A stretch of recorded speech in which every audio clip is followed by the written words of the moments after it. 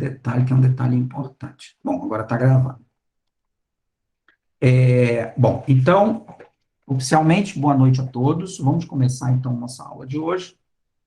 Eu quero pedir a gentileza a vocês, como eu estou sozinho, que vocês, se quiserem usar o chat para fazer comentários, não tem problema nenhum. Sintam-se à vontade. Todavia, lembre-se que eu não estarei vendo o chat. E se depois que terminar a aula e eu abrir para o debate, tiver muita pergunta no chat, também eu vou ter uma certa dificuldade de acompanhar. Então, eu acho que seria mais fácil se vocês anotassem o que querem perguntar e depois, quando eu abrir, porque eu vou abrir. Exatamente, eu vou abrir o. Não, o áudio está aberto, né? O que eu não criei foi aqui uma sessão aqui para perguntas, né? Alguém falou abrir o áudio para perguntas. Tá, no final. Então, e daí eu peço que no final, quando terminar a aula, aí cada um se coloca, a gente tem um tempo razoável aí, cerca de 1 hora, para a gente conversar, tá? Então, peço a gentileza que faça isso, porque, sobretudo hoje, porque eu estou sozinho, tá bom? Então, nós vamos começar a nossa aula, eu vou compartilhar aqui a tela com vocês. Eu vou pedir já já que vocês me confirmem que está aparecendo. Alguém com áudio, por gentileza, me diga se está aparecendo para Tá vocês aqui ok, professor. nitidamente, tá, né? Tá, joia, então. Bom, gente, então, essa é a nossa aula, nossa última aula, né, do curso de extensão, que é a criminalização da pobreza, e será ministrada por mim, é a aula 4, né, e tem como tema aí aspectos do encarceramento no Brasil. Bom, o título, ele está ligeiramente modificado, se vocês verem olharem lá os prospectos, né, da programação do curso, que foi divulgado, né, nas redes, ele está ligeiramente modificado, porque o título inicial era Encarceramento no Brasil. Mas quando eu comecei a montar os slides, logo, rapidamente, eu me dei conta de que não seria possível, né, eu tratar do encarceramento no Brasil, porque são muitas questões para se tratar num tempo tão curto, tá? Então, nosso tempo é bem curtinho e eu quero ficar aí nesse limite de, no máximo, 1 hora. Nós estamos começando aí às 7h10, efetivamente, então, até no limite, 8h10, eu quero estar terminando, ou seja, de preferência, terminando antes. E aí eu tive, obviamente, que já de cara modificar o título, ou o tema da aula, né, em vez de ser encarceramento no Brasil, que pressupõe uma abordagem exaustiva do tema, eu propus esse título, Aspectos do Encarceramento no Brasil, porque efetivamente eu vou falar de alguns aspectos. Bom, já me apresentei anteriormente, mas agora como responsável pela aula, né, vou me apresentar novamente, sou Adalmir Leonídio, sou formado em História, no Rio de Janeiro, na UFRJ, IFIX, e sou professor associado 2 da Exalc, né, a Escola Superior de Agricultura Luiz de Queiroz, lá campus de Piracicaba, da Universidade de São Paulo, e sou o coordenador do Observatório da Criminalização da Pobreza e dos Movimentos Sociais, né, que acabou ficando mais para o Observatório da Criminalização da Pobreza, porque a maior parte das atividades que se faz envolve esse tema, mas oficialmente é o Observatório da Criminalização da Pobreza e dos Movimentos Sociais. OCP. Nós temos um site, né, ele está, por enquanto, suspenso, e temos redes também, temos Instagram e Facebook, e o que a gente produz está disponível lá. Bom, essa aula eu montei, pensei, e a gente vai trabalhar em cima daquilo que é universalmente conhecido como método dialético, dialética materialista, né, o método dialético marxista. O Marx, naquele texto dele conhecido lá, né, sobre o método da economia política, que é um texto que ele publicou posteriormente, né, após ter publicado as obras dele mais importantes, salvo engano, até após a publicação do Capital, e que não está, portanto, no Capital, mas é o método que ele usou na construção da obra dele, principalmente na obra grande, a obra dele, que é o Capital. Mas nesse pequeno texto, é um texto bem curtinho, o método da economia política, ele vai definir o método dialético, que é o melhor lugar onde se encontra essa discussão sobre o método dialético materialista. Fora ele, tem lá o texto do que eu aconselho, né, que eu recomendo, que eu uso, que eu gosto também, que é o texto do Lukács, né, do George Lukács, aquele História e Consciência de Classe, que é onde vai fazer a discussão sobre o método dialético. Neste texto, essencialmente, o que o Marx diz? Em essência, né, de forma muito resumida, o que é um método dialético? O que consiste o método dialético? O método dialético pressupõe que você deve partir do concreto e depois retornar esse concreto como concreto pensado, né? Mas um concreto que não é meramente um concreto, é um concreto que é uma totalidade articulada de partes, né? Então, o método dialético pressupõe, portanto, essa totalidade articulada e contraditória das partes. Então, o método dialético, essencialmente, ele diz o seguinte: você tem que partir do concreto, e depois, de acordo com as mediações conceituais, você vai voltar a esse concreto, mas não mais como concreto, mas como concreto pensado e articulado como totalidade, né? Aí a primeira questão que a gente se coloca, né, para a gente pensar a nossa aula, é o que é esse concreto, né? Bom, o concreto, aqui no nosso caso, é a população carcerária, né? No próprio texto do Marx, ele dá um exemplo. Suponhamos que queiramos partir de um estudo da população. Aí ele vai quais são os elementos que compõem a população. Aí vamos ver que a população é constituída não apenas de indivíduos, mas também de agrupamentos sociais, compõem classes, etc.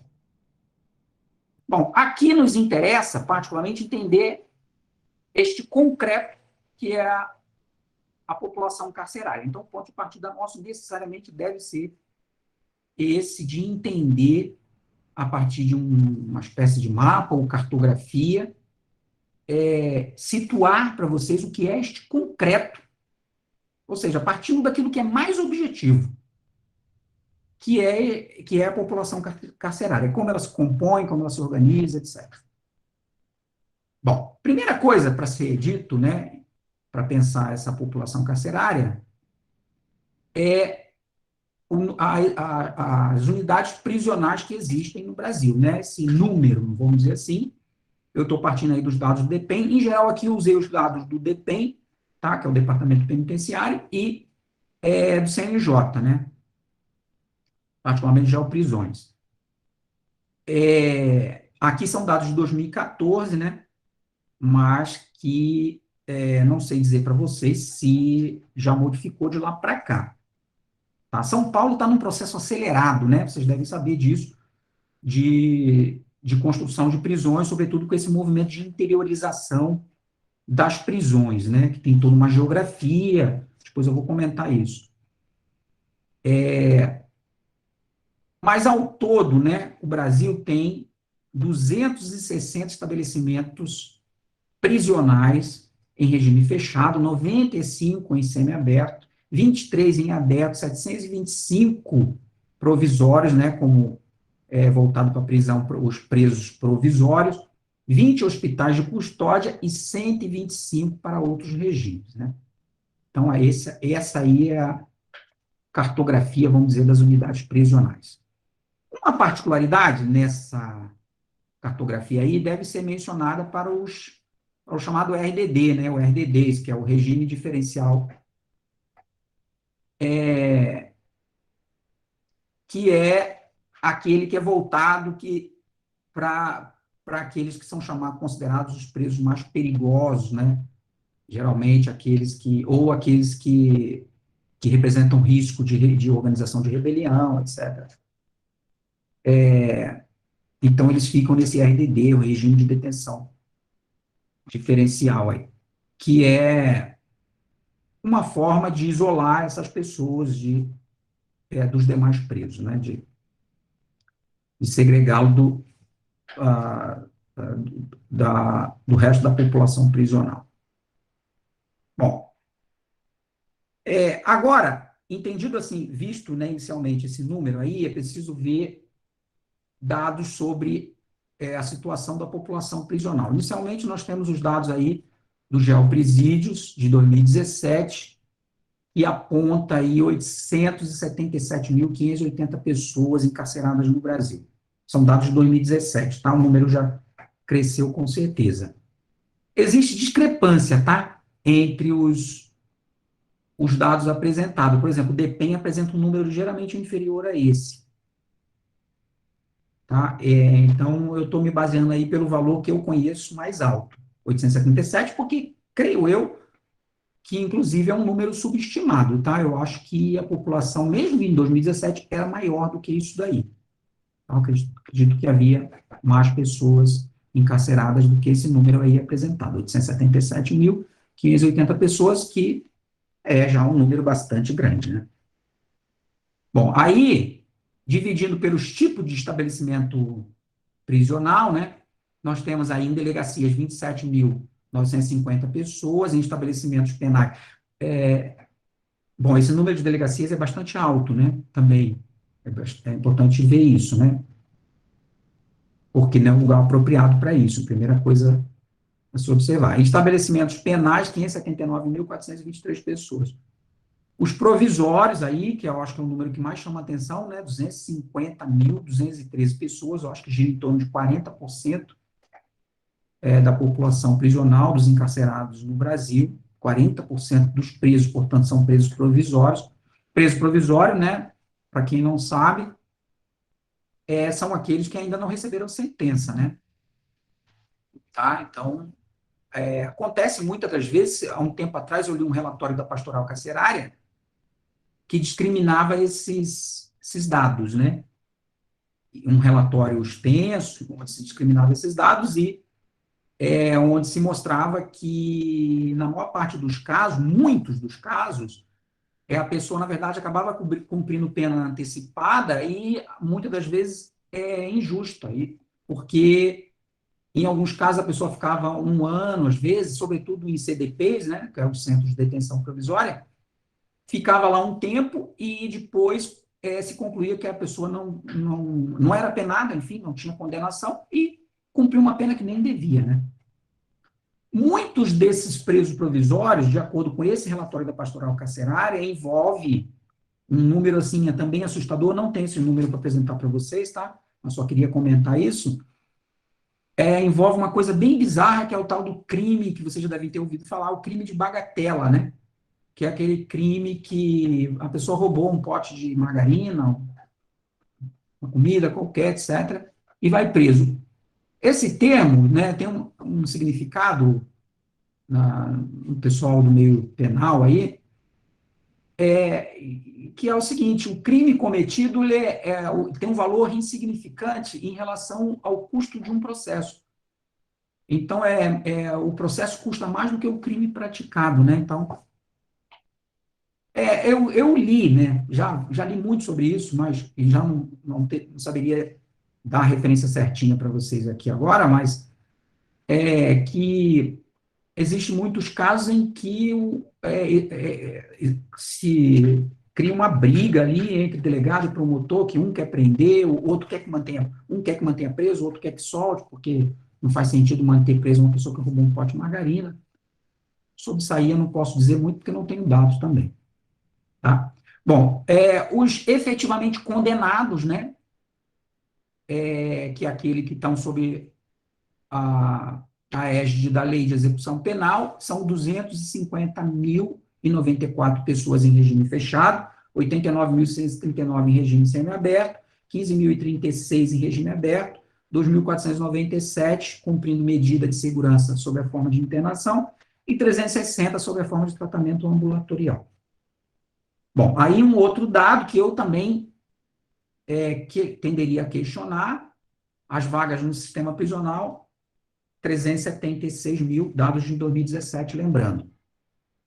Por que eu tenderia a questionar? Porque se fizermos a relação entre o número total de encarcerados e esse número aí de vagas, vai dar uma superlotação aí de 160%, mais ou menos. Ou seja, menos de 2 presos por vaga oferecida, né? O que eu acho que não é muito realista o número, tá? Porque a gente olha aí para os presídios, a gente vê reportagens, a gente acompanha. Eu não faço pesquisa empírica, né? Então, não posso dizer para vocês que já fui, visitei presídios, entrei, olhei, vi de perto, porque de fato nunca vi. Tá? Mas a gente conversa com pessoas que acompanham isso. Eu já conheci várias pessoas que eram familiares de presos, que relatam, e a gente vê também reportagens, etc., que a lotação das celas é muito maior do que isso. Né? Tá? Em média, né, recomenda-se que cada cela deva ser ocupada por no máximo 10 pessoas, mas a gente observa facilmente aí que o número é bem maior do que isso. Tá? Bom, estados com maior número de encarcerados em ordem decrescente aí, tá? São Paulo, Minas Gerais, Rio de Janeiro e Pernambuco. São Paulo tem, se eu não me engano, o último número que eu vi, 219 mil encarcerados. É, sem dúvida, o estado que campeão de encarceramento. E só para lembrar, né, o estado mais rico da União. Mas em termos aí de taxa de encarceramento, Mato Grosso do Sul e Distrito Federal se destacam. Taxa de encarceramento aí é o quê? É o número de encarcerados por 100 mil habitantes, tá? Já já nós vamos ver aí o número. Ah, tá aí a tabelinha, ó. Aí é um comparativo, né? Taxa de encarceramento do Brasil, Rússia, China, Estados Unidos, né? O Brasil hoje está em terceiro lugar em termos de número absoluto de encarcerados, né? Deixou a Rússia para trás. Bom, a Rússia está. Aqui os dados referem-se aos anos de 2008, perdão, a 2014, tá? Nesse período, os Estados Unidos, por exemplo, teve uma taxa negativa, né? Menos 8%. A China, menos 9%, e a Rússia, menos 24%. Ou seja, a taxa caiu, né? Nesses países de encarceramento. E o Brasil teve uma taxa, olha, a loucura, 33%. A taxa cresceu aí nesse período de 2008 a 2014. Tá aí o percentual de presos no Brasil por faixa etária, e também dá uma ideia bastante legal desse concreto, né, que a gente quer ter uma imagem impressionista, vamos dizer assim. Né? Aqui, ó, do 18 aos 24 anos, 31%, aí vai caindo, né, 25%. Quanto mais velho vai ficando, o preso menor é a porcentagem dentro da população carcerária. O que significa que, predominantemente, a população carcerária no Brasil, aqui eu não me lembro se eu tenho dados sobre gênero, tá? Mas, pois eu comento. Então, dá para ver claramente aqui, ó, que a maior parte da população carcerária é a população jovem, né? Tá? Entre 18 e 24, primeiramente, entre 25 e 29, se juntarmos aqui os dois, dá aí mais de 50% da população carcerária. Ou seja, são jovens, né, que estão tendo suas vidas roubadas, né? Jovens pobres, né? Porque aqui vem uma série de outros dados que mostram isso, né? Bom, aqui é o tipo de crime, né? Predominantemente, o encarceramento no Brasil está ligado ao crime contra patrimônio, né? Roubo, furto, etc. Depois vem os crimes relacionados a entorpecente, né? O famoso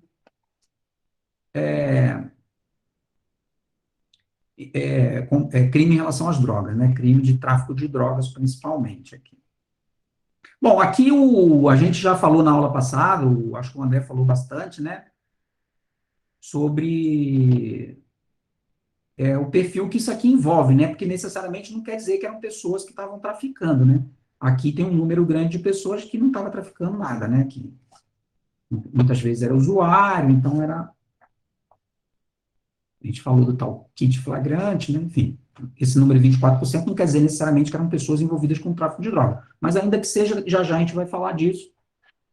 Dá para entender facilmente por quê, tá? Né? Vê-se claramente aqui que o maior porcentagem é crime contra patrimônio. Depois vai caindo, crime contra a pessoa, né? Que é um número até alto, mas bastante pequeno, né? Homicídio, etc. posse de armas aqui, né? Crime contra costumes, que tem um monte de coisa aí, crime contra a paz pública, né? Tal da desordem pública, né? Contra a fé pública, 1%, contra a administração pública, 0%, né? São os crimes, enfim, contra... Aqui não fala de crime financeiro, né? Nem precisaria falar, né? Certamente não tem ninguém preso, né? Bom, aí o grau de instrução também é outro indicador bacana de quem é essa população carcerária, né? A gente já está vendo claramente que essa população carcerária é uma população predominantemente pobre, né? Aqui eu acho que eu também não trouxe, infelizmente, dados sobre nem sexo, nem sobre raça, né, gente? Que na hora que eu montei, eu não consegui rapidamente. Confesso que eu tive pouco tempo para organizar esses slides e eu não achei, nos meus dados, eu não achei esses dados, infelizmente, tá? Bom, aqui ensino fundamental é 59%, né? Ou seja, 59% da população carcerária tem apenas o ensino fundamental, né? 18% analfabetos, né? Um número bastante alto. Aqui 3% não informado. Ensino médio, uma porcentagem bem pequena, né? 18%. E o ensino superior, 1%, né, da população carcerária tem ensino superior.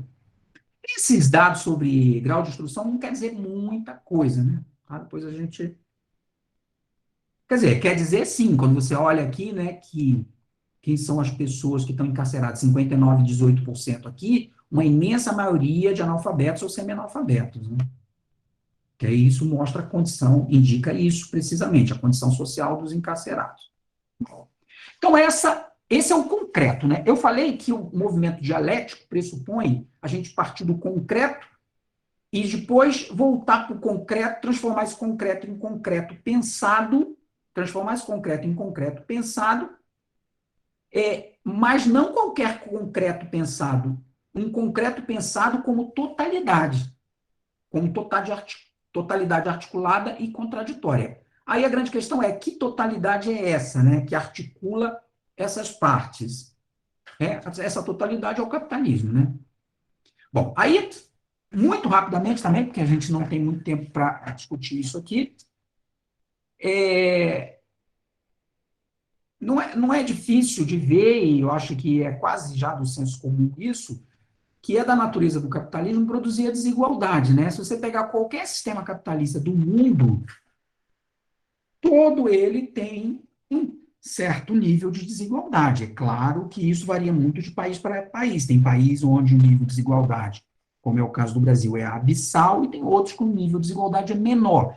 Mesmo dentro da Europa, se você pegar os países chamados de primeiro mundo, né, os países mais industrializados, mais ricos, você vai ver diferenças. Por exemplo, diferença entre a Inglaterra, a França, mas sobretudo com os países lá chamados nórdicos, Suécia, Dinamarca, Finlândia. Por quê? Porque esses países têm um nível de desigualdade muito, muito menor em relação ao resto da Europa. Então, você tem um perfil, vamos dizer assim, da população mais que nós poderíamos chamar de classe média, né? Vamos dizer assim, a população dos países nórdicos é uma população de classe média. Né? Você tem ricos, claro, como todo capitalismo tem rico, mas não tem aquela diferença abissal entre ricos e pobres. Bom, então, se você olhar historicamente, é da natureza do capitalismo produzir desigualdade. Né? Todavia, num determinado momento, o capitalismo vai perceber, vamos dizer assim, que uma certa dose de igualdade é bom para o próprio capitalismo. Por que isso? Né? Porque ele força a inovação, né, gente? Porque na medida em que você tem pessoas recebendo salários melhores, tem pessoas recebendo salários mais altos, vamos pensar assim, as fábricas, né, as empresas precisam poupar mão de obra. Né, e isso empurra essas empresas para o processo de inovação.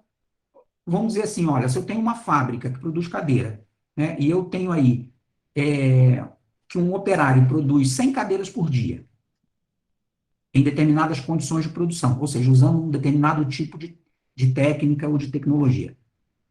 Ele recebe um salário, vamos dizer, vamos botar em reais aí, R$ 2.000. Ele recebe R$ 2.000 por mês e produz 100 cadeiras. Ora, se eu pego e introduzo uma máquina nova, descubro uma tecnologia nova aí, que faz com que esse operário vá produzir não 100 cadeiras por dia, ele vai produzir 200 cadeiras, ou seja, ele dobrou a produção dele por dia. Agora ele está produzindo 200 cadeiras por dia. Ora, ele recebia R$ 2.000 para produzir essas 100 cadeiras. Agora ele vai produzir as mesmas, ele vai produzir o dobro de cadeiras, mas ele não vai receber mais por isso. Ele vai continuar recebendo o quê? Os R$ 2.000 que ele recebia antes. Isso quer dizer o quê, gente? Na prática, né? Simplificando o raciocínio. Quer dizer que ele, na verdade, está sendo mais explorado, né? Porque agora aquilo que em tese, né, que o Marx dizia, né, que em tese deveria ser um fator de humanização do trabalho, é um fator de desumanização. Então, a máquina que deveria facilitar o trabalho humano, tornar o trabalho humano mais fácil, menos penoso, dar mais tempo livre para a pessoa, faz exatamente o contrário, faz com que ele trabalhe mais. Porque agora ele não vai produzir só 100 cadeiras por dia, ele vai produzir 200, sendo que ele está recebendo o mesmo salário. Isso é que, na linguagem marxista, se chama mais-valia relativa. Por quê? É como se o salário dele, relativamente, tivesse encolhido. Porque, vamos dizer assim, vamos raciocinar assim, se antes, com R$ 2.000, ele comprava 10 cadeiras das 100 que ele produzia, agora ele vai comprar, esse salário dele continua o mesmo, né? Ele vai continuar comprando as mesmas, vamos dizer, as mesmas 10 cadeiras. Todavia, agora ele produz um excedente muito maior. Em vez de ele produzir um excedente de 90, ele está produzindo um excedente de 190. Então, isso quer dizer o quê? Quer dizer que, na verdade, ele está sendo mais explorado, ele tá trabalhando mais, né? Em tese é isso. Então, se eu vou fazendo isso, eu vou introduzindo máquinas que eu otimizo o trabalho do operário, né? Vai chegar um ponto que eu não preciso de tantos operários, já que o trabalho do operário, que é o tal capital variável que o Marx falava, ele representa um custo que não é nada pequeno. Aliás, é o maior custo, geralmente, porque ele justamente é capital variável.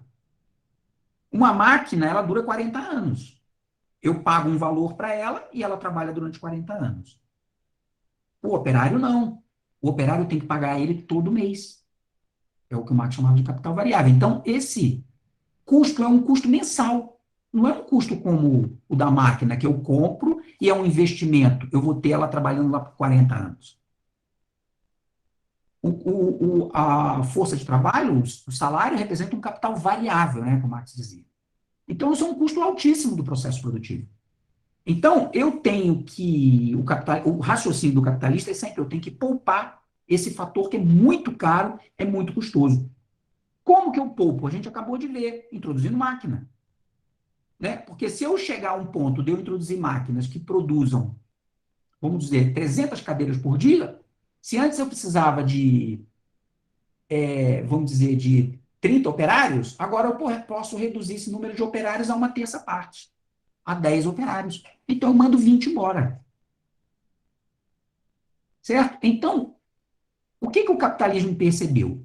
Que uma certa dose de igualdade, né, eu ter operários ganhando melhores salários, etc., tendo uma condição de vida melhor, isso força a inovação. Isso é bom, é um estímulo, vamos dizer assim, para o capitalismo. Então, é claro que não é o lado do processo civilizador do capitalismo, não é só esse, né? A gente sabe que, vamos dizer assim, esse salto qualitativo que o trabalho deu, ele não se deve só, obviamente, à lógica do próprio processo produtivo capitalista, que a gente acabou de dizer aqui. Ele se deve também às pressões do movimento operário, né? Então, foi o avanço do movimento operário ou da classe operária organizada pressionando o capital, exigindo, né, dele melhores condições de vida, melhores condições de trabalho, melhores salários, etc., que é um movimento histórico, né, que custou muito à classe trabalhadora, foi graças a isso que avançou-se no sentido de um Estado mais justo, mais igualitário, mais civilizado, vamos dizer assim, que dá ao trabalhador acesso às condições melhores de vida e trabalho. né, que é o tal estado de bem-estar social. Então, esse crescimento do estado de bem-estar social tem a ver com duas coisas, é isso que eu quero dizer. Tem a ver, claro, com as pressões do movimento operário organizado, mas tem a ver também com a própria lógica do avanço do capital e da extração de mais-valia, que é o crescimento da produção da mais-valia relativa, graças ao avanço tecnológico. Mas isso é um beco sem saída, a gente já sabe, né? Por quê? Porque eu vou mandando gente embora, gente embora, gente embora. Então, em tese, vocês poderiam dizer, olha, se eu tenho uma fábrica com 30 e eu boto máquina e eu consigo reduzir esses 30 operários para 10. Se eu colocar mais máquina, reduzir para 5. Se eu conseguir reduzir para 0, ótimo. Eu não tenho que pagar mais nenhum salário, não tenho mais capital variável. Ora, mas se eu não tenho gente recebendo, também não tem gente comprando. E não, apesar do trabalho ser a fonte do lucro, o lucro só se realiza na troca, né? Se eu não tiver gente comprando e vendendo, não tem lucro, né, gente? O que adianta uma fábrica produzir um monte de cadeira e não vender? Não adianta nada, não tem lucro nenhum. Então, se eu imaginar que é possível ir avançando com a extração de mais-valia relativa, avançando com a tecnologia, até um processo ideal de robotização, eu tenderia a eliminar toda a força de trabalho viva. Ou seja, todo o custo representado pelo capital variável, que é o salário. Só que, todavia, quando isso acontecer, se acontecer, não vai acontecer, porque é impossível acontecer, eu não teria mais a própria fonte do valor, que é aquele que produz efetivamente, de quem extrai o excedente, e aquele que realiza esse valor por meio da compra. É claro que são aqueles que consomem. Bom,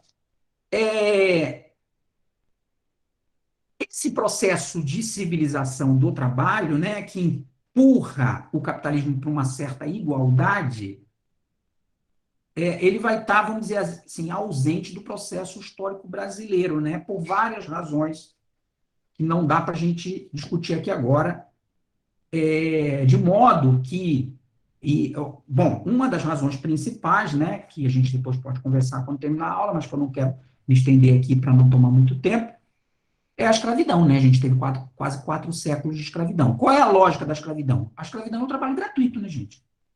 O escravo não recebe salário. Então, se ele não recebe salário, ele não consome nada. Ele está à margem das transações financeiras, mercantis, etc., da economia. Ele não recebe nada, ele não compra nada. Certo? Então, ou seja, ele está fora do mercado. Né?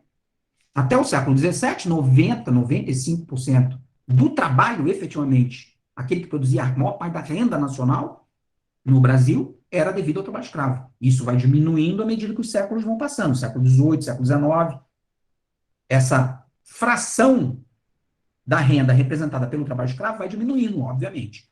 Todavia, existe uma massa enorme de pessoas aí que não é escravo, mas também que não é proprietário de escravos, ou seja, que não é fator trabalho, nem é fator propriedade de engenho ou de fazenda de café, e que também está nas margens ou nas franjas da economia, que é aquilo que vários autores chamaram de homens pobres e livres, ou seja, ele é livre porque ele não é escravo, mas ele é pobre porque ele não é proprietário de fazenda, não é proprietário de nada, etc. Então é pobre.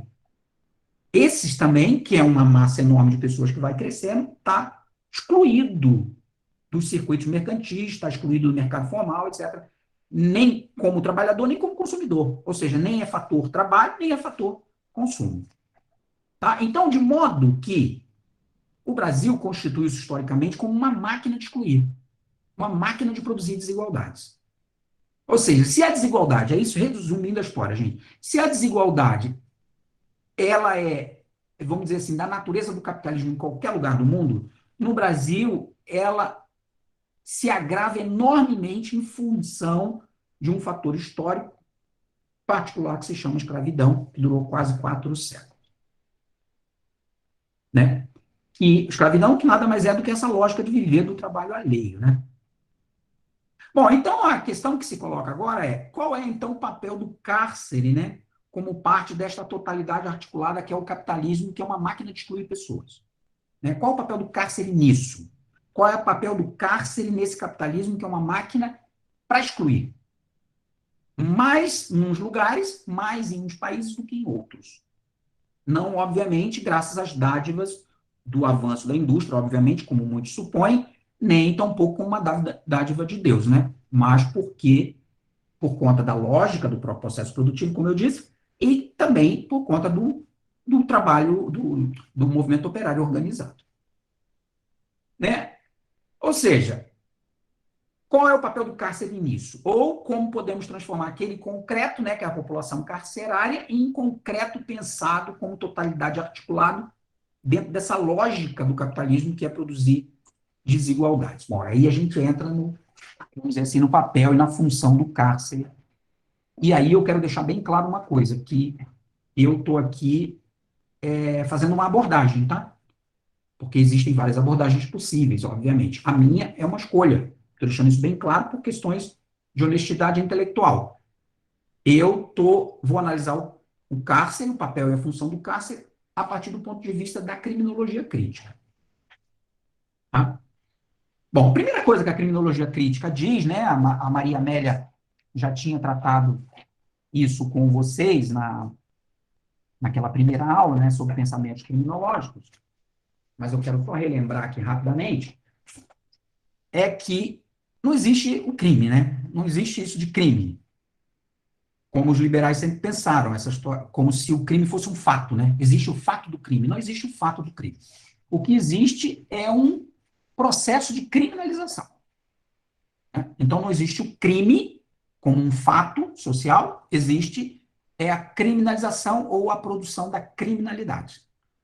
Né? Então, do ponto de vista da criminologia crítica, a criminalidade é um status atribuído a determinados indivíduos, não a todos, né? Deixando bem claro. A determinados indivíduos, ou seja, melhor dizendo, a determinados grupos sociais, a determinadas classes sociais, mediante uma dupla seleção. Seleção dos bens protegidos penalmente e dos comportamentos ofensivos desses bens.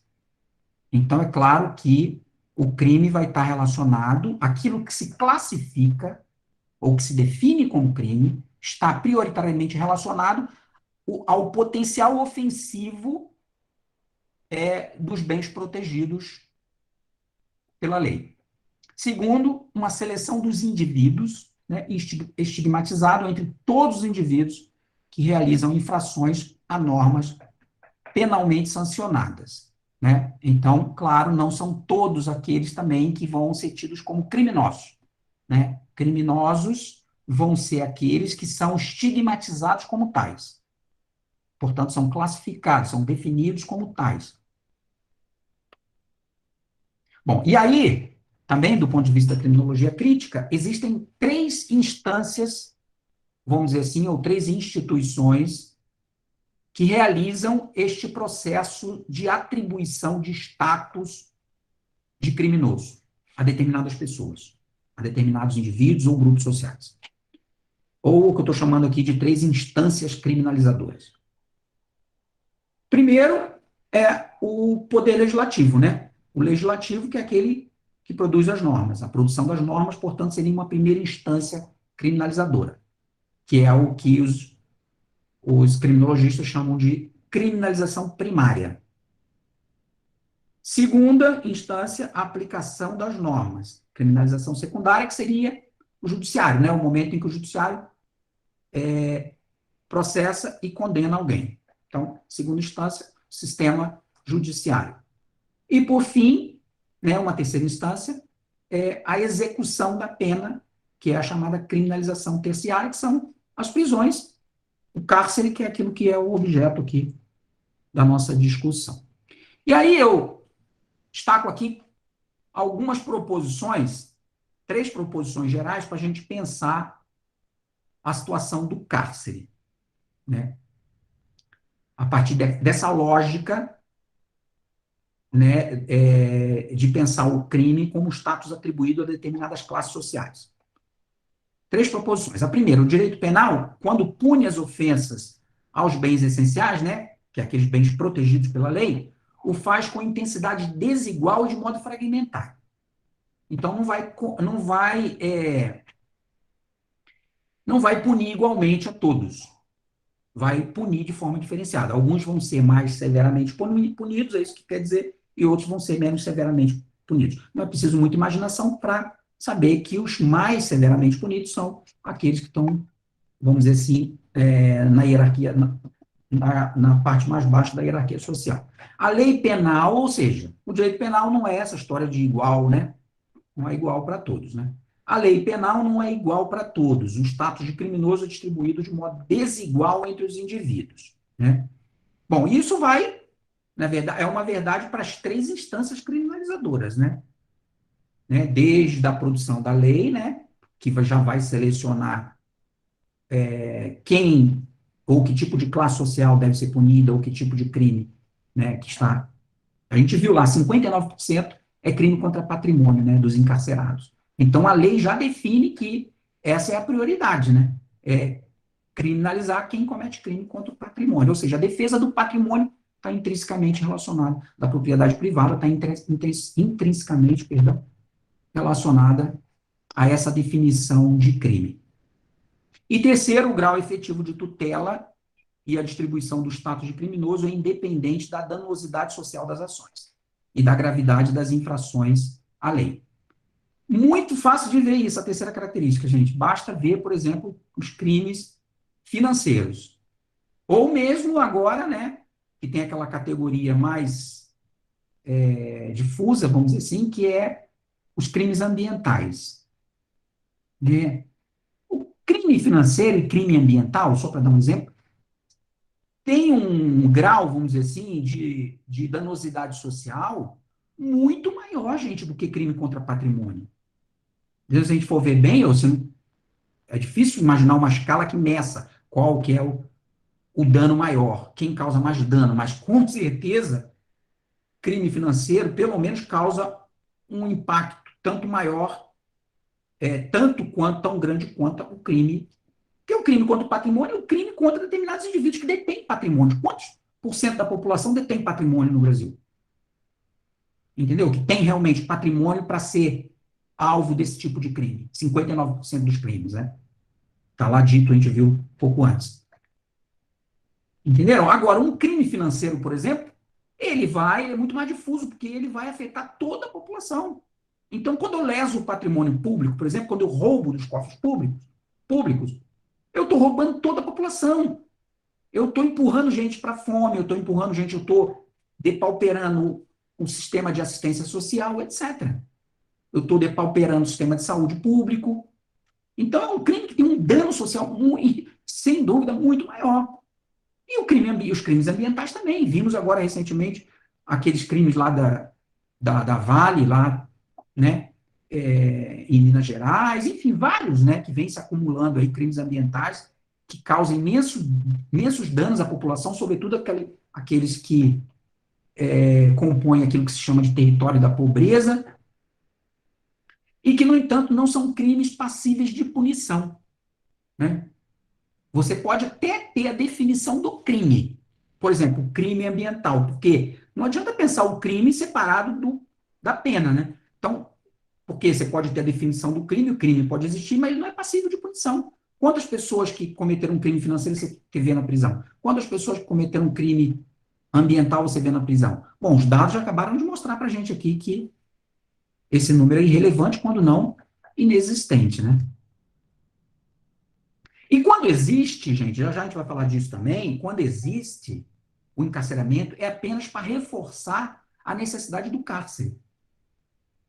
Eu lembro daquela espetacularização lá da prisão do Antony Garotinho, no Rio de Janeiro, né? E depois do Sérgio Cabral também, né? O Sérgio Cabral acho que ainda está preso, né? Agora o Garotinho já acho que foi solto já. Mas aquela espetacularização lá em frente à TV Nacional, etc., aquilo ali tinha uma mensagem muito clara, né?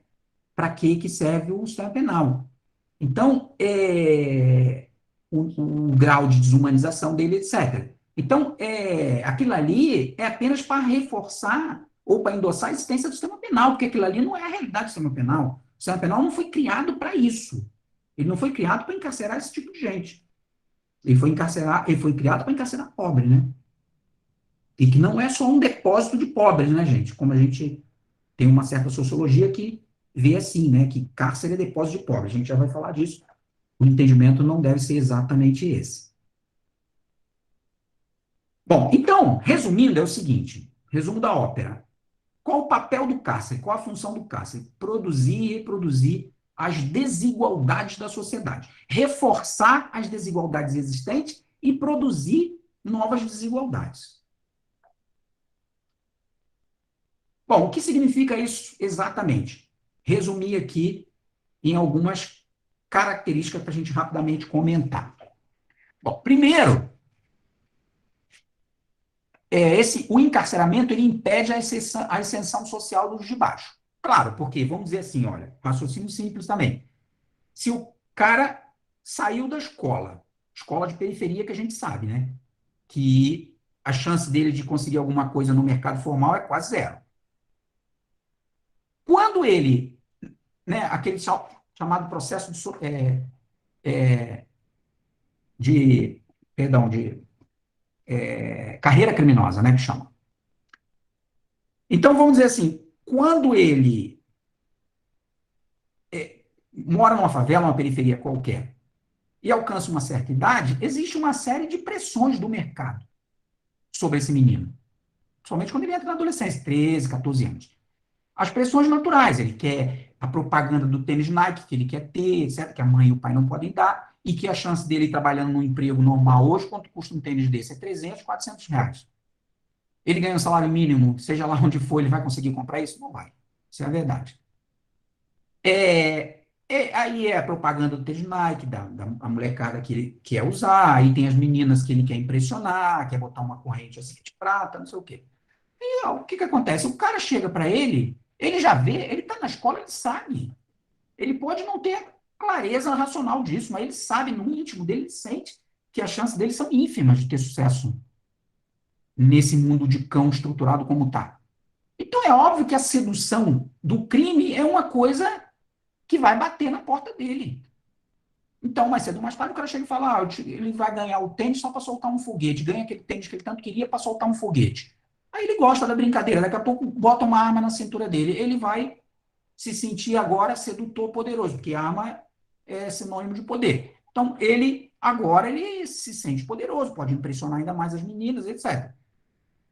Ele se sente empoderado, essa é a verdade. E isso é um fato, ele se sente e se empodera mesmo, isso é um fato. Ele fica empoderado mesmo.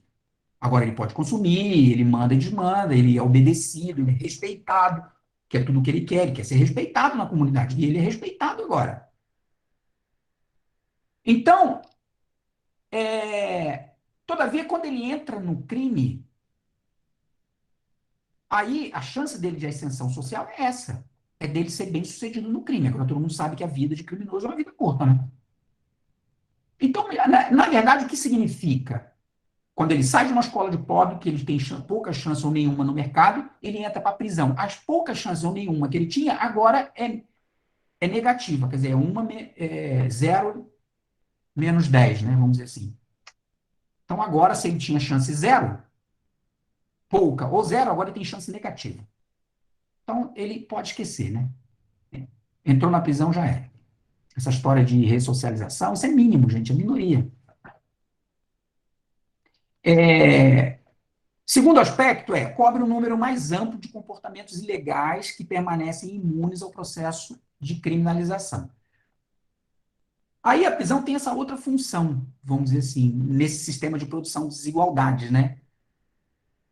Ao enfiar um monte de gente pobre lá, a gente já viu, 59% ligado a crime contra patrimônio, 18% ligado a tráfico de drogas, que dá aí quase 70% da população carcerária, né? Quando a gente bota, que é na sua grande maioria, a gente viu os dados também, pobre, né? Pessoas pobres que estão lá. Então, o que ela faz, na verdade? Ela encobre aí outros comportamentos ilegais. Ela deixa, vamos dizer assim, menos visível para a sociedade outras formas de comportamento ilegais, como, por exemplo, eu disse, crime financeiro, crime ambiental, que ninguém dá importância, todo mundo está preocupado com o quê? Com um cara que vai bater na tua porta, vai enfiar um revólver na tua cabeça no trânsito, né, no sinal, vai enfiar um caco de vidro no teu pescoço. ou vai tomar teu relógio, teu celular na rua. É com isso que as pessoas estão preocupadas. Ninguém está preocupado com. Ninguém vai estar preocupado com um crime que a concretude dele ninguém vê, que é o crime financeiro, por exemplo, que é o crime ambiental. Então, o encarceramento dessas pessoas também tem essa função importante. Bom, terceira característica, produz os sujeitos passíveis da desigualdade, né? Ou seja, produz pessoas subordinadas, disciplinadas e etc. Né? Ou seja, pessoas que sentem, no mais íntimo do seu ser, a sua subalternidade, a sua insignificância social. Então, a prisão também tem esse papel importante. É fazer com que a pessoa, se a pessoa já se sentiu nada, vamos dizer assim, saiu de uma escola, morava numa favela, saiu de uma escola miserável, que não ensina nada, que não forma ninguém para nada, ainda, quando ele entra na prisão, ele se sente mais miserável ainda. Ele se sente o nada do nada, né? Esse é também um papel importante do cárcere, produzir essa subjetividade, vamos dizer assim, que é esse sentimento da desigualdade. Bom, uma quarta característica, função de mercado de reserva, né? Bom, essa é discutível, né? Essa é uma característica que muita gente aponta, né? Que todo mundo sabe, né? Que os salários baixos só existem porque existe um monte de gente desempregada, né? Isso é uma lei, né? Vou botar entre aspas, é uma lei de mercado, né? Oferta e procura. Tem muita gente procurando emprego, o salário fica embaixo. Se tiver todo mundo empregado, vamos supor assim, está todo mundo empregado. Ninguém está precisando de emprego, os salários iam disparar. Iam ficar impagáveis, na verdade. Então, não existe, gente, essa de pleno emprego, tá? Sempre tem que ter um mercado de reserva. Tem que ter gente desempregada, que senão não justifica baixo salário. E vocês sabem que no Brasil o salário tá muito abaixo da maioria dos países. Estou pensando nos países, obviamente, equiparáveis, comparáveis, né, que são os do primeiro mundo. Uma outra característica, importância na circulação ilegal do capital. Bom, essa é uma característica que é menos visível, mas que já foi amplamente estudada por vários autores, né?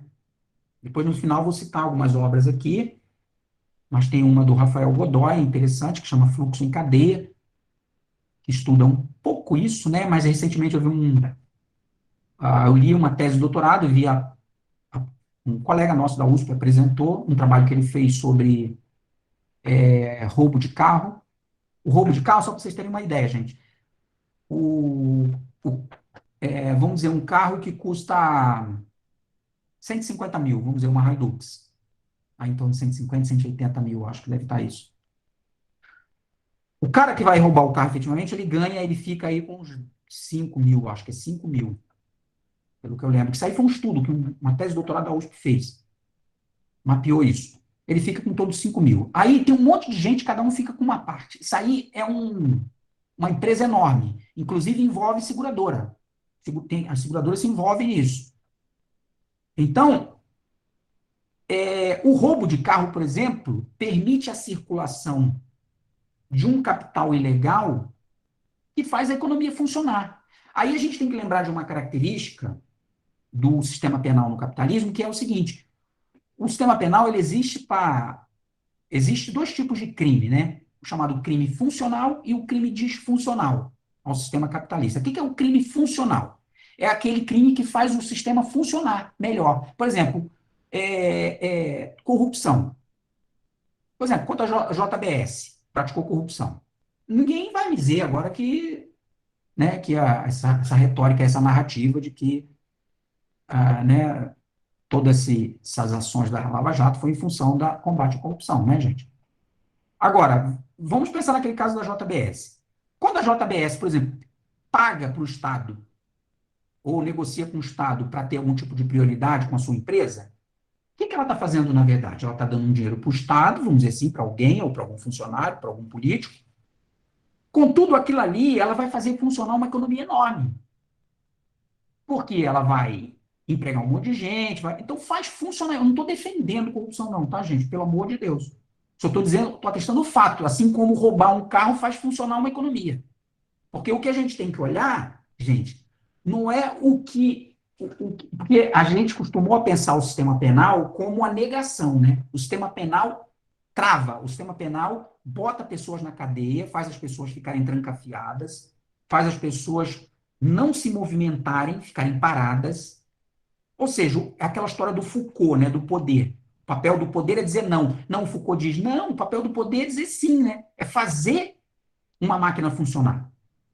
E o que o sistema carcerário, o sistema de justiça penal faz é exatamente isso. Ele faz uma série de coisas funcionarem. Então, por exemplo, o crime contra a propriedade é um crime disfuncional, gente. Por quê? Ele só causa prejuízo. Eu roubar alguém, eu estou fazendo o quê? Bom, tudo bem, o cara que roubou, ele vai pegar esse dinheiro, ele vai comprar, vai gastar no mercado como consumidor, mas é uma parte ínfima daquilo que ele roubou. Porque ele vai vender por 1/10 do valor do produto roubado, da mercadoria roubada. Entendeu? Então, na verdade, ele trava o sistema financeiro, o sistema econômico. Agora, corrupção, crime financeiro, esse roubo de veículo, nesse caso aí, né, o caso do roubo de carros, que é uma máquina montada para isso, que envolve um monte, envolve partes legais e ilegais, por exemplo, leilão, né? Sabe como funciona leilão? De casa, por exemplo? Eu vou lá no leilão, eu sei que vão 10 pessoas num leilão comprar uma casa. Vamos dizer assim, olha, vocês aqui, alguns de vocês teve uma casa leiloada, porque você não conseguiu pagar. Você, a vida inteira trabalhou, não conseguiu pagar a sua casa. Aí ela vai a leilão. 10 pessoas vão no leilão, eu já identifiquei, já sei que 10 vão. Eu vou lá, chamo esses 10 e falo assim, ó, é o seguinte, quanto que é o valor que eles vão pedir inicial da casa? Vamos dizer, a casa vale 2 milhões. Eu pego e falo assim, ó, eu dou 10 mil para cada um de vocês. 100 mil. Para vocês darem um lance baixo e deixar eu dar o lance mais alto. Combina. Eu dou 10 mil para cada um, todo mundo sai feliz. O cara ganhou 10 mil sem gastar nada. Por que ele não vai querer os 10 mil? Aí eu vou lá, dei 100 mil, pago, sei lá, quanto na casa, o lance mínimo ofertado, vamos dizer que seja 500 mil. Pronto, comprei a casa que vale 2 milhões por 600 mil. Dei 100 mil para os 10, 500 mil na casa, comprei e vendo essa casa por 1 milhão. Acabei de fazer 400 mil reais, da noite para o dia. É assim que funciona o sistema de leilão. Isso é o quê, gente? Isso é roubo. Isso não devia ser crime? Devia, mas o sistema penal caracteriza isso como um crime? Não. Então, existe toda uma circulação ilegal do capital dentro do capitalismo que é protegido, não só não é penalizado, como é protegido pela lei. Bom, existe ainda aquilo que se chama de função política reacionária da prisão, do encarceramento, que aí tem o exemplo dos esquadrões fascistas na Itália, né? Aquela história que o Marx dizia, né? Que ele chamava o encarcerado de lumpen, né? Ele tinha um desprezo enorme, que ele dizia, essa é a escória da sociedade, que eles, nos momentos de repressão da classe trabalhadora, eles vão ajudar a reprimir a classe trabalhadora. Então, os esquadrões fascistas, por exemplo, recrutava ladrão, vagabundo, etc. Recrutava esse tipo de gente, os que eram criminosos, viviam na vida do crime. No caso do Brasil, a gente sabe, né? Capanga, a capangagem, pistoleiro de aluguel. Onde que essa gente é contratada? Você não vai contratar uma pessoa que é um trabalhador ali, que recebe salário óbvio. Não é esse tipo de gente que vai ser contratada para ser pistoleiro. Tá? Então, essa camada aí é a camada que vai fornecer, vamos dizer, material para essa política reacionária que se volta contra a própria classe trabalhadora. E, por fim, né, um último aspecto é consolidação de uma carreira criminosa, que começa com a discriminação social e escolar, né, e que se estende pelo cárcere, né? Ou seja, uma vez entrou no cárcere, gente, a chance de voltar é pequena, viu? Porque, bom, não sei que rapidamente falar uma coisa importante, que aqui já se emenda com o slide seguinte, que é a questão do processo de socialização na prisão. Então, como que acontece? Uma pessoa entra na cadeia, né, a primeira coisa que vai acontecer com ela, ela vai se desculturar. Ela vai perder todas as referências da vida dela como pessoa livre. Todos os hábitos, tudo. Toda a cultura que ela tinha fora da prisão. E vai aprender novos modos de se comportar, estilo de viver, etc., dentro da prisão. Linguagem.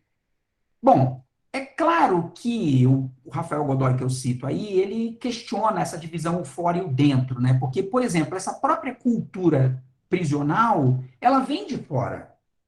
Ela vem do mundo do crime de fora. Então, existe uma circulação ou uma conexão entre o fora e o dentro.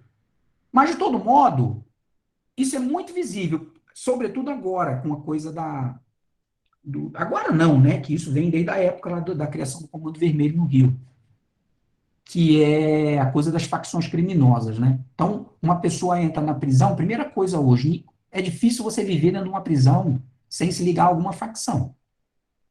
Você vai ter, para você ficar minimamente protegido, senão você vai ser estuprado de noite, vai ser abusado, etc. As facções, o Comando Vermelho começou isso, que acabaram com essa cultura do estupro dentro das prisões, né? De você violentar sexualmente outras pessoas.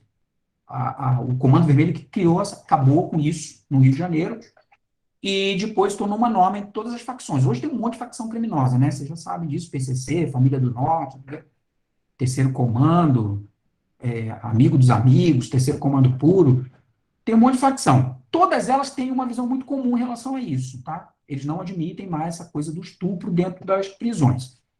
Então, tem toda uma série de comportamento, de jeito de falar, como você se dirige a uma outra pessoa, etc. Tudo isso você tem que aprender, senão você não sobrevive dentro da prisão.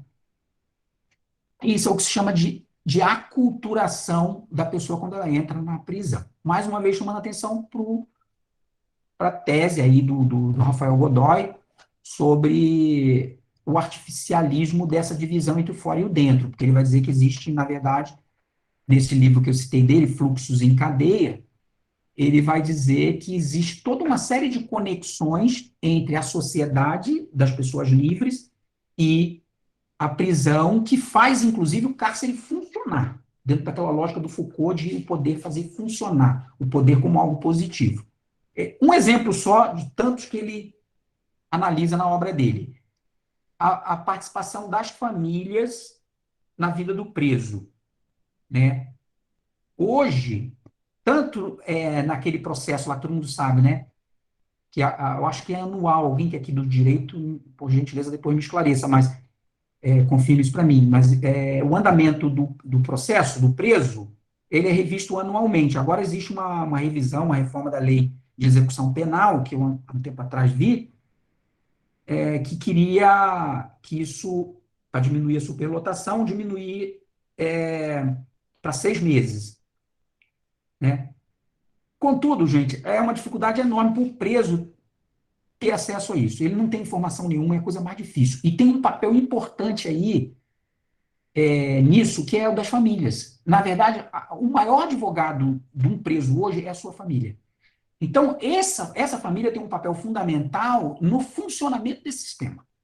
Ela ajuda a fazer funcionar. Ela entra com coisas, ela sai com coisas, não só informações como objetos materiais. E aí todo mundo já sabe o controle que existe sobre isso, aquela coisa da revista vexatória. Mas seja como for, a família tem um papel fundamental nesse fluxo que se organiza de fora para dentro e de dentro para fora, entre a sociedade e o cárcere.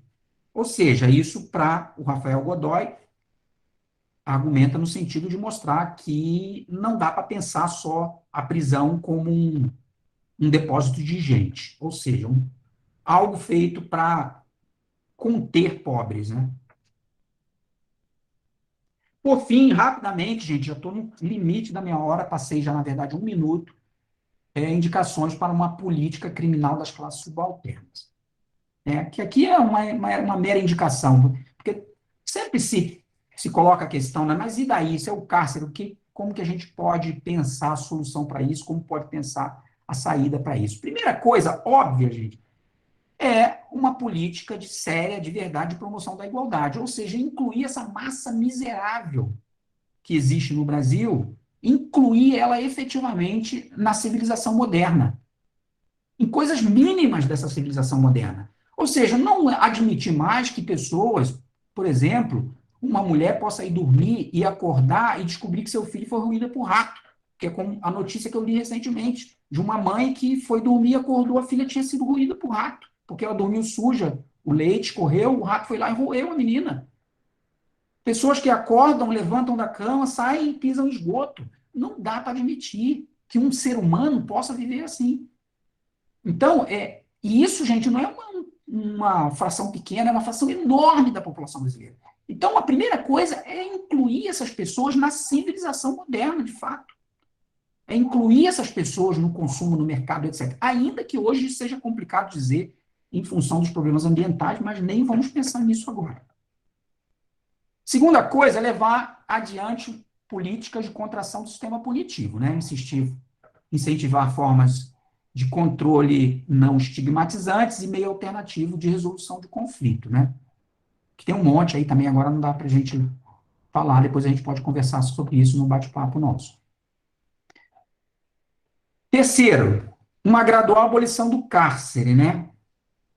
Que é sempre complicado falar. Quero só dizer uma coisa que eu tenho para mim. O sistema penal, gente, ele foi pensado para o direito penal, né? Ele foi pensado para ser uma exceção, né?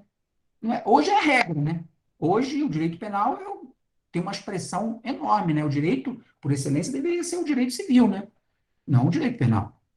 Então, o direito penal, ele devia ser uma exceção. Né? E hoje, com quase 1 milhão de encarcerados, ele não é exceção nem aqui nem na China, né? Ele tem um papel fundamental, a gente acabou de ver, né? Ele tem um papel fundamental na produção das desigualdades, na circulação da economia, não só da economia ilegal, mas da própria economia legal, porque eles, como eu disse, exercem reservas, etc., que pressionam os salários para baixo. Então, há que se pensar seriamente nessa coisa da abolição gradual. Eu falo abolição gradual porque não dá para imaginar que de uma noite para o dia se fecha o cárcere. E tem um outro problema também, gente. E esses trabalhadores do sistema carcerário, né? Do próprio sistema judiciário, a polícia, aqueles que trabalham lá dentro mesmo do cárcere, que é uma população bastante grande, o que vai acontecer com essas pessoas? Né? Vamos dizer, acabou o sistema, aboliu, acabou o cárcere, não tem mais cárcere. E essa massa enorme de pessoas que trabalham nesse sistema, o que se faz com essas pessoas? Isso é uma outra discussão também importante. Combater o senso comum penal, né? Que é aquilo que a gente está fazendo aqui, vamos dizer, ampliando o debate, né? Ampliando o debate sobre o que é o cárcere, né? E aí a gente debate o senso comum penal, particularmente esse de que bandido bom é bandido morto, né? E, claro, mais perigoso que esse do bandido bom, bandido morto é, obviamente, aquele que vê em todo pobre um potencial criminoso, né? Ou em todo pobre um potencial inimigo da sociedade normal, vamos dizer, instituída, né? Superação da pena, por fim, superação da pena, mas não do direito que regula o seu exercício. Isso é importante, ninguém está propondo aqui acabar com o direito, acabar com o direito penal, né? Porque isso seria um tiro contra o próprio, um tiro no pé, né? Porque, afinal de contas, são os direitos que dão garantias a essa própria população miserável que aí existe. O que tem que fazer, pelo contrário, é ampliar o direito, mas não o direito penal. Bom, gente, aqui passei já 5 minutos, peço perdão. Aqui é a bibliografia que eu usei, tá? Efetivamente usada, tá? Não é a bibliografia que eu recomendaria, porque tem uma bibliografia bem maior que isso, tá? Alessandro Barata, Criminologia Crítica e Crítica do Direito Penal, a Vera Malaguti Batista, Introdução Crítica à Criminologia Brasileira, o Rafael Godoy, Fluxos em Cadeia, que é esse que eu citei agora por último, que é um livro recente. Tem um outro recente que eu acabei de ler, gente, que é esse aqui, ó, Sistema Penitenciário Brasileiro, que na verdade não é sobre o sistema penitenciário brasileiro, é sobre a reincidência criminal no Rio de Janeiro. É um estudo só sobre o Rio de Janeiro, não é sobre o Brasil, embora o título indique isso. Acabei de ler, mas não está aí, porque eu não usei, tá? Mas é bem interessante também, vale a pena. O Vacan, né, que é bastante conhecido, Punir os Pobres, a nova gestão da miséria nos Estados Unidos. Os dados eu já falei, tirei do DEPEN e do CNJ, aqueles dados lá da população carcerária. E agora aqui eu cito, por fim, umas ONGs, Justiça Global, Terra de Direitos, Rede Social de Justiça e Direitos Humanos, Human Rights Watch, TC Justiça, Pastoral Carcerária, Instituto Terra, Trabalho e Cidadania. São as ONGs que eu conheço que trabalham nesse campo, que são interessantes, vale a visita, tem site, todas elas aqui têm site, vale a pena dar uma olhadinha. Gente, muito obrigado, desculpem. Peço imensas desculpas por ter ultrapassado aí 7 minutos do nosso tempo, tá joia, gente? Muito obrigado. Agora eu, né, me disponho aqui, me disponibilizo para a gente bater aquele nosso papinho, né? Como é